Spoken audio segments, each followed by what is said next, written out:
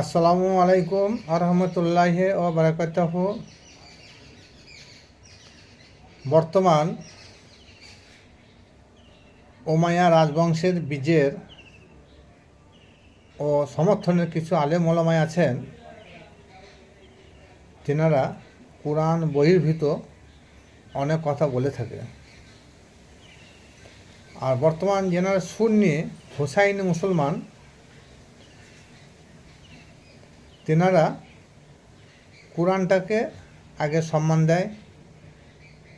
কোরআনের সঙ্গে যে হাদিসটা সম্পর্ক রয়েছে সে হাদিসটা মেনে চলে। কোরআনের সঙ্গে যে হাদিসটা সংযুক্ত সেটাকে প্রকৃতপক্ষে যেনারা তরিকতের লোক আছেন তেনারাই মানেন। আর আমাদের মধ্যে যারা সুন্নি আছেন তেনারাও আবার কোরআনের বাইরেও হাদিসকে প্রাধান্য বেশি দেয় এবং অনেক কিছু উল্টোপাল্টা ফতোয়া দিয়ে থাকে। যেমন সুন্নি লোকেদের মধ্যে এবং তরিকার লোকেদের মধ্যে কিয়াম সালাম পাঠ হয়, মিলাদ শরীফ হয়, চাহারম 40 হয়,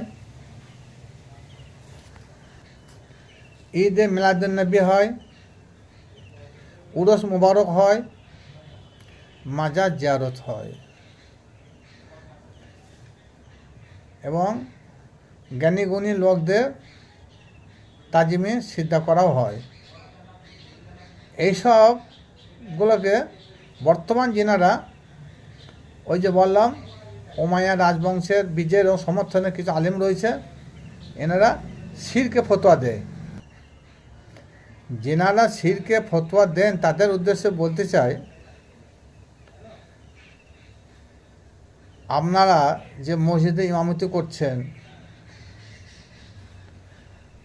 মাইনে বেতন খাচ্ছেন, এটা কোরআনে কোথায় আছে দলিল দেন। আপনারা জলসা করে 30,000 40,000 টাকা নিচ্ছেন, এটা কোরআনে কোথায় আছে দলিল দেন। দোয়া তাবিজ করে টাকা নিচ্ছেন, এটা কোরআনে কোথায় আছে দলিল দেন। জাকাতের কথা উল্লেখ করে 20 টিন ধানে 1 টিন ধান